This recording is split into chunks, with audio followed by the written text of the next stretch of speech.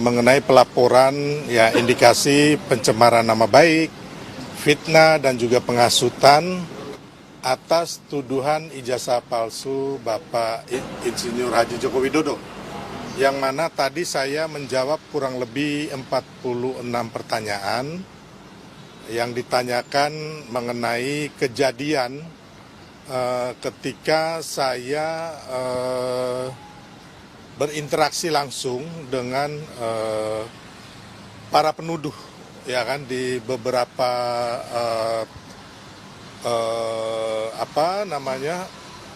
kegiatan di media ya, baik di podcast ataupun di stasiun televisi.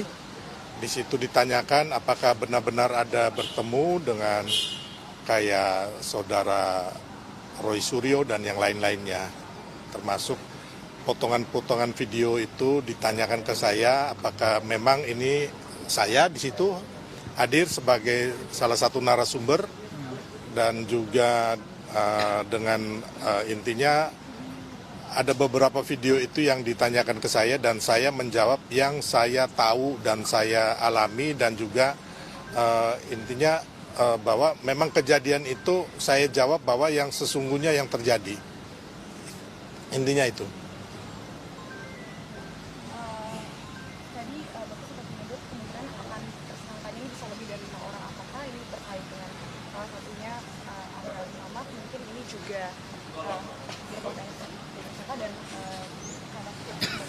Iya, saya pikir nanti banyak ya, bukan hanya saudara Abraham Samad.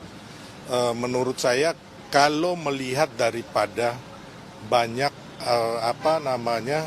penghasutan, terus pencemaran nama baik dan fitnah ini kan yang dilakukan kan sebenarnya banyak sekali ya, baik terlebih di media sosial dan itu kan ada rekamannya semua gitu loh, yang mana bahwa orang-orang ini ya kan menghasut sehingga dan juga mengatakan bahwa ijazah Pak Jokowi itu palsu, sedangkan mereka sendiri ini tidak pernah memegang bukti ijazah yang palsu ini mana atau ijazah yang asli yang mana, atau belum ada putusan pengadilan yang mengatakan bahwa ijazah Pak Jokowi palsu. Jadi ketika kita mengatakan ijazah atau sertifikat orang, SIM orang, KTP orang palsu atau mempunyai uang palsu tanpa ada putusan pengadilan, makanya kita akan berbalik lagi, hukum akan menjerat kita. Ini yang terjadi sebenarnya. Makanya kembali lagi bahwa selain 5 yang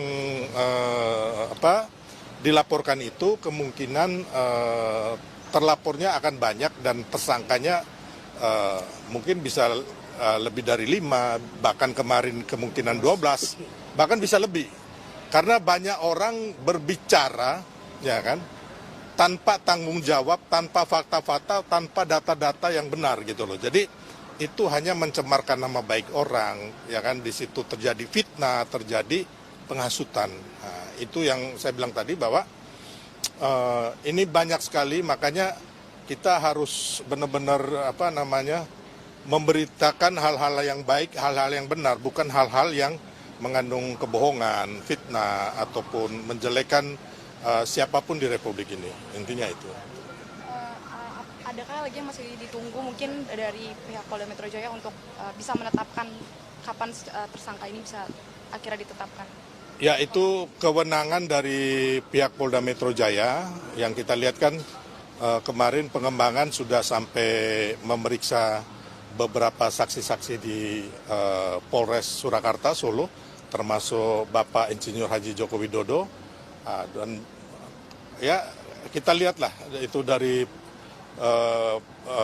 yang saya lihat selama ini, apa yang dilakukan Polda Metro Jaya, kemarin Barreskrim Mabes Polri, dan juga kampus UGM itu sudah benar, sudah menjalankan proses dan prosedur yang benar. Jadi kembali lagi, yang kalau saya sebagai juga masyarakat biasa dan juga orang hukum juga, selama ini apa yang dikatakan oleh Roy Suryo CS, Rismond dan sebagainya itu tidak memiliki bukti-bukti dasar-dasar, baik itu penelitian baik itu Roy Suryo sebagai penyidik, baik Roy Suryo sebagai pengacara, ya kan, tidak mempunyai dasar-dasar bukti-bukti keterangan yang benar gitu loh.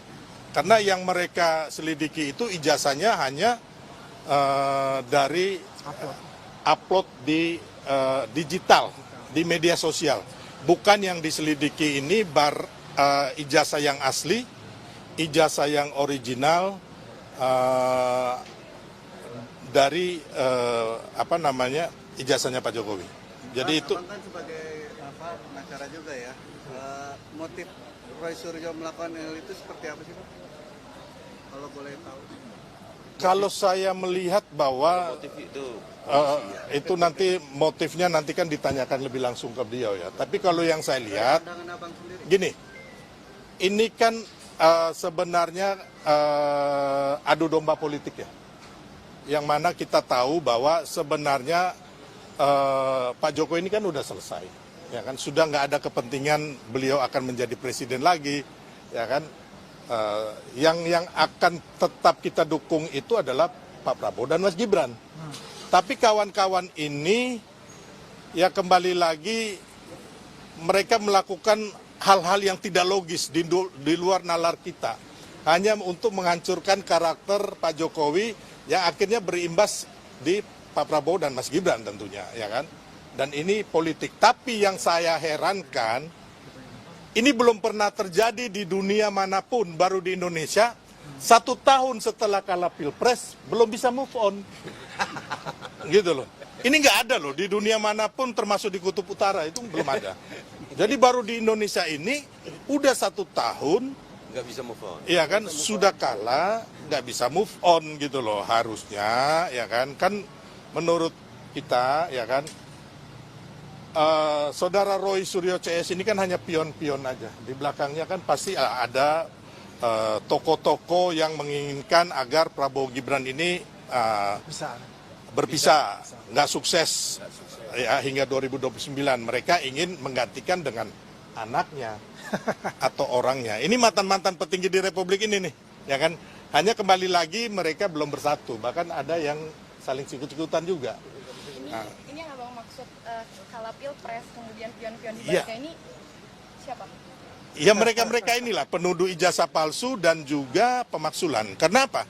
Dasar-dasarnya nggak ada sama sekali, gitu loh. Fakta-fakta hukumnya, fakta-fakta konstitusi ini baik ijazah palsu maupun pemaksulan ini semuanya zong, semuanya nol gitu loh. Kalau kita telah secara hukum nggak ada, ya kan? Contohnya tuduhan ijazah palsu itu sudah 2 kali digugat, 3 kali itu ditolak oleh hakim pengadilan. Karena memang nggak bisa gitu loh. Terus yang kedua, mereka nggak punya bukti, ya kan. Terus sekarang lagi yang di luar nalar lagi bahwa ijazah itu dituduhkan dipalsu oleh UGM sebelum tahun 2005. Tiba-tiba muncul siapa namanya? Bitor Suryadi dituduhkan lagi tahun 2012 di Pramuka menjelang gubernur. Pencalonan Pak Jokowi gubernur. Dan termasuk isu pemaksulannya, ya kan, yang 4 faktor katanya. Pertama, masalah pelanggaran konstitusi. Pelanggaran konstitusi ini sudah selesai. Tidak ada pelanggaran konstitusi dengan diterbitkannya putusan MK nomor 90, ya. Ini udah final and binding. Terus ada katanya putusan MK mengenai etika, ya kan, dan moral. Ternyata ini sudah digugat oleh Pak Usman di PT UN dan menang. Jadi udah batal nih putusan MK 90 nih, ya kan. Terus yang ketiga, waktu Pilpres kemarin ketika Prabowo Gibran dinyatakan menang oleh KPU, mereka 01 dan 03 menggugat di Mahkamah Konstitusi. Harusnya di sinilah, ya kan, harusnya di sini mereka, ya kan, memberikan fakta argumen supaya apa? Supaya gugatannya dimenangkan, dan toh mereka kalah gitu loh. Tapi mereka mencoba lagi ketika kalah di MK, menggugat lagi di PT UN oleh Pak Gayus Lumbun dan kalah lagi. Ya kan? Dan akhirnya Prabowo Gibran dilantik oleh MPR, ditetapkan KPU, dilantik oleh MPR. Itu yang pertama. Yang kedua, masalah kepatutan Mas Gibran. Kita lihat sekarang lagi, Mas Gibran ketika Pak Prabowo ke luar negeri, beliau berhasil menjadi acting presiden, gitu loh. Beliau kemarin menerima teman-teman TNI Polri, ya kan, Lemhanas, terus kemarin keliling ke masyarakat, ya kan, terus sama Ibu Titi Prabowo kemana-mana, kemarin juga intinya sudah belusukan kemana-mana lah. Terus Mas Gibran ini sebagai wali kota, beliau lebih berhasil dibanding bapaknya Pak Jokowi. Dan Solo itu sangat maju, ya, teman-teman harus ke sana. Yang penuding pemaksulan dan ijazah palsu ini harus ke sana melihat perkembangan kota Solo, ya kan. Terus yang kedua, masalah Fufu Fafa. Fufu Fafa sampai saat ini tidak ada bukti bahwa pengadilan mengatakan punyanya Mas Gibran. Laporan polisi pun nggak ada. Jangan-jangan Fufu Fafa punyanya Roy Panci, ya kan? Terus yang keempat, masalah korupsi keluarga Pak Jokowi. Sampai saat ini nggak ada. Bukti-bukti atau laporan pun mengenai korupsi nggak ada. Jadi kembali lagi, 4 faktor yang dikatakan dasar pemaksulan ini kosong. Gitu loh. Jadi jangan sampai para purnawirawan ini membohongi rakyat, hanya mengadu domba kita, gitu loh. Makanya mereka kemarin katanya mau revolusi, ya kan, mau dudukin MPR. Ini bukan rakyat, Pak. Enggak, kecil, hanya berapa ratus orang aja. Saya takutnya yang repot kita. Kenapa? Kita akan bawa ambulans dan oksigen di sana. Ya karena ini udah tua-tua semua ini.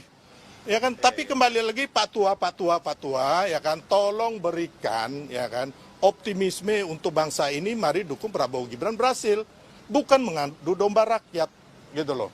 Dan orang-orang yang pemaksulan ini, waktu tanggal 19 Maret 2024, mereka yang menggeruduk KPU agar setelah Pilpres 14 Februari ya, 2024, meminta agar KPU membatalkan hasil Pilpres atas kemenangan Prabowo Gibran.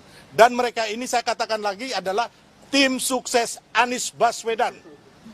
Bukan pendukung Prabowo, bukan pendukung Pak Prabowo. Kalau mereka bilang, mereka katakan mereka cinta Pak Prabowo, itu omong kosong. Yang cinta Pak Prabowo ini kami nih, para pendukungnya, dengan masyarakat mayoritas itu. Ya. Kan abang mengatakan pihak Roy Suryo itu ada aktor di belakangnya yang memerintahkan itu ya. Dan dari abang ini melaporkan juga adakah aktor di belakangnya yang akhirnya abang melaporkannya? Oh, kalau kami ini masyarakat relawan, ya. Ingat, relawan Jokowi, relawan Prabowo Gibran ini dibentuk bukan atas suruhan Pak Jokowi atau suruhan Pak Prabowo. Kami 2014 itu banyak masyarakat itu, ada masyarakat yang umpamanya ibu-ibu pengajian, terus masyarakat perkumpulan umpamanya line dance, paguyuban, apapun. Kita ini melihat Pak Jokowi orang baik dan benar, seperti Pak Prabowo juga, akhirnya kami membentuk relawan. Jadi relawan ini tidak pernah dibentuk oleh Pak Jokowi ya, atau Pak Prabowo, ingat dulu. Dan tidak pernah dibiayai, Bang. Itu harus kita clear dulu di sini. Beda seperti waktu Pak SBY membuat skoci-skoci, ingat kan 2004 itu. Nah, saya harus ngomong fair, gitu loh. Ya, jangan aja kita tutupin ini, bahwa kalau skoci-skocinya zaman Pak SBY dibentuk dari pusat ke bawah. Nah, jadi kita ini harusnya, Bang, kita ini relawan ini fokus mendukung Prabowo Gibran ini berhasil 2029. Tapi karena ada ijazah palsu dan pemaksulan, kami turun gunung semua. Tanpa dibayar. Nggak ada. Bahkan saya yang meminta Pak Jokowi melaporkan kasus ijazah palsu ini, saya. Gitu. Kenapa? Karena sudah sangat keterlaluan, mereka sudah menggeruduk UGM dan menggeruduk rumah Pak Jokowi. Dan ini tidak boleh kita biarkan, gitu. Jangan sampai abang-abang, mbak-mbak rumahnya digeruduk juga gara-gara orang-orang kayak gini hanya karena masalah sepele gitu loh. Masalah ijazah palsu yang mereka sendiri nggak pegang nih, ini ijazah yang asli mana, yang palsu mana. Terus mereka menuduh, mereka memfitnah, mencemarkan nama baik orang, menghasut orang. Ini pembelajaran yang sangat mendasar gitu loh, bahwa ke depan ini tidak boleh lagi ada orang-orang ini. Dan Roy Suryo CS itu tidak menyangka bahwa Pak Jokowi akan melaporkan, gitu loh. Yang mereka pikir dari zaman 2014, ya kan, Pak Jokowi tidak pernah melaporkan. Jadi 2014 itu teman-teman tahu ada obor rakyat ya. Nah, saya salah satu dengan kuasa hukum yang melaporkan ke Mabes Polri zaman itu. Nah, itu juga bukan atas perintah Pak Jokowi ya. Itu inisiatif kita dari tim kampanye nasional waktu itu. Bang, dikit Bang, terakhir. sorry, ini kan pemeriksaan terakhir saksi pelapor ya, Bang? Belum tentu ya. Belum tentu. Jadi Pernah dari dalam? Saksi kalau jadi untuk sementara kita sesuai prosedur aja, nggak ada bocoran apapun Bang, karena memang kita tidak mau intervensi Polda Metro Jaya. Gelar perkara belum dilaksanakan nanti malam? Belum tahu. Nah, Bang, dikit terakhir ini kan Roy Suryo CS belum ditetapkan jadi tersangka, dia juga minta untuk dilakukan gelar perkara. Apakah ini salah satu mungkin strategi dari Roy Suryo untuk mengulur waktu atau seperti apa kalau dari tanggapan Anda? Ya kalau itu sih terserah dari dia aja ya. Tapi intinya kalau saya melihat di sini, saya juga nggak mau berandai-andai. Yang saya lihat bahwa saat ini Mabes Polri, Polda Metro Jaya sudah melakukan prosedur yang baik. Masalah lama atau cepatnya itu kan waktu aja ya. Tergantung mereka juga sangat sibuk saya lihat. Kayak tadi sebagian penyidik itu masih di Solo. masih ada di Solo. Gitu. Ya? Oh, hari ini enggak ya? Kita Saya enggak. yang disita. Kalau penyitaan itu satu flash disk lagi tambahan untuk penyitaan barang bukti. Terus kemudian ada tambahan pertanyaan sekitar 26 ya dari advokat public defender. Terus kemudian beberapa pertanyaan yang memang sudah mengarah kepada para tokoh-tokoh ini. Para tokoh-tokoh ini itu sudah mengarah betul. Jadi saya memperhatikan kalau sepengalaman kami ya, kalau dia sudah mengarah begitu, sepengalaman kami itu udah pasti ada penetapan tersangka. Cuman kita nggak tahu ya siapakah yang akan menjadi tersangka, itu hak penyidik, kemudian bagaimana mereka melakukan gelar perkara nanti ya. Kalau gelar perkara naik sidik kan sudah. Tapi biasanya penetapan tersangka itu pada saat pemeriksaan apakah status dari para terperiksa nanti terlapor itu akan dinaikkan statusnya. Pada saat itu juga yang saya bisa sampaikan bahwa mudah-mudahan nggak ada Jumat Keramat ya. Tapi saya meminta kepada Polda Metro Jaya untuk melakukan Jumat Keramat kalau bisa, biar lebih seru ya kan, lebih antik lah. Karena Polda Metro ini punya keunikan. Ada keunikan berdasarkan pengalaman kami biasanya, itu ada istilah non-kuhab, non-perkap nih, tetapi itu seperti satu yang sering dilakukan, itu ada Jumat Keramat. Nah, Jumat Keramat ini sangat-sangat hati-hatilah bagi mereka, banyak berdoa, kami sampaikan kepada para telapor, banyak berdoa, banyak bersikir, kumpul sama keluarga. Ya. Jadi plastisnya berupa Isinya itu rangkaian video, akun, kemudian beberapa untuk karena ada banyak tersangka ya. Jadi masing-masing punya video yang si A, si B, si C ya. Itu memiliki video masing-masing, akun masing-masing, terus link-linknya ya, dan akunnya itu kita serahkan semua. Jadi di sekitar 6-7 video lah yang di dalam flash disk ya. Yang bisa Roy Suryo CS. CS-nya itu 1, 2, 3, 4, 5 terserah lah. Itu kita lihat nanti, saya nggak boleh terlalu dalam membuka. Kita saksikan, kita ikuti. Semoga kami berharap pada Polda Metro Jaya untuk memanggil segera ya para terlapor biar ini semakin cepat. Ada tambahan Pak Ketua Umum atau Bang Andi? Tadi Abang mengatakan ada yang mau menggantikan presiden dan wakil presiden dengan anaknya atau orang-orangnya begitu. Apakah itu hanya sebuah dugaan ataukah ada jejak-jejak yang faktual yang bisa dipertanggungjawabkan begitu? Ya, saya pikir apa yang kita bicarakan juga Pak Prabowo juga tahu itu, Pak Jokowi juga tahu itu ya. Jadi memang gerakan ini kan sebenarnya gerakan politik, ya. Gerakan politik yang mereka tidak tahu bahwa gerakan ini akhirnya berbalik menjadi jeratan hukum buat mereka. Itu yang mereka nggak sadari. Jadi nggak mungkin juga kalau mereka berjalan ini hanya untuk mengungkapkan kebenaran. Kebenaran buat siapa? Ya kan, mengenai ijazah ini kan. Sedangkan dari kampusnya sendiri yang mengeluarkan sudah mengatakan asli. dari Bareskrim Mabes Polri sudah meneliti ijazah yang asli identik dengan 3 ijazah temannya yang asli. Jadi ini kan gerakan politik ya, yang mana memang untuk mengadu domba bangsa kita, untuk menghancurkan atau memutus di tengah jalan Pak Prabowo dan Mas Gibran, dan juga dalam rangka kembali lagi ke 2029. Ditambah yang saya bilang tadi, sudah 1 tahun ini ya kan, masih belum bisa move on gitu loh. Dan ini hanya terjadi di Indonesia nih. Di negara lain setelah Pilpres ya kan, yang menang langsung dikasih selamat oleh yang kalah. Gitu loh. Itu di negara lain ya. Nah, ini yang saya lihat menjadi contoh yang tidak baik darah yang saya bilang tadi, mantan-mantan petinggi di Republik ini yang ketua partai itu tidak memberikan pendidikan politik yang baik buat bangsa kita. Gitu. Ketum? Ya, silakan. Ya, saat ini saya mendampingi 2 saksi pelapor dan kita ikuti semua prosedur dengan baik.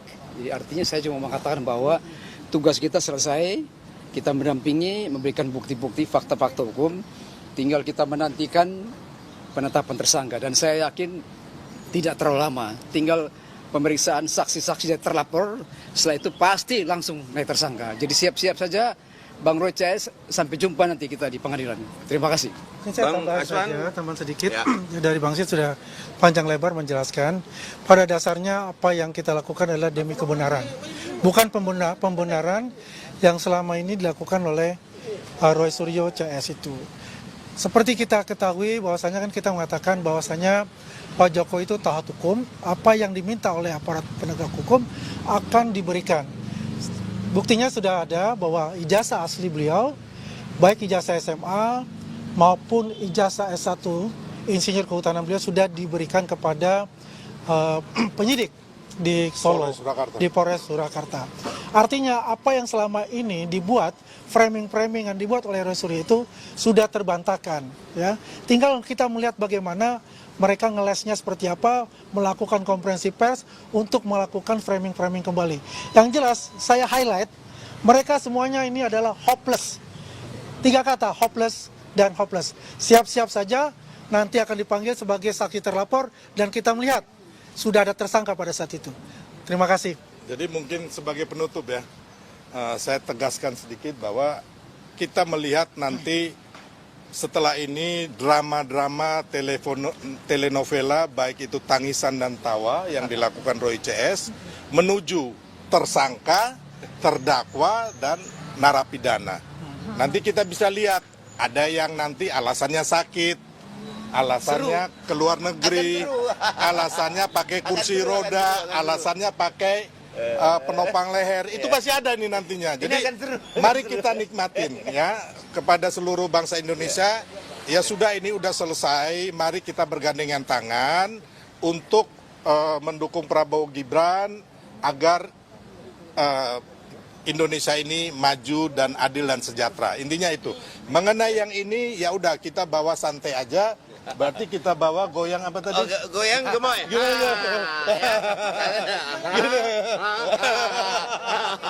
Ya. Jadi kita goyang gemoy aja, oke? Ya. Kita tunggu. Oke, makasih ya teman-teman ya. Oke. Terima kasih.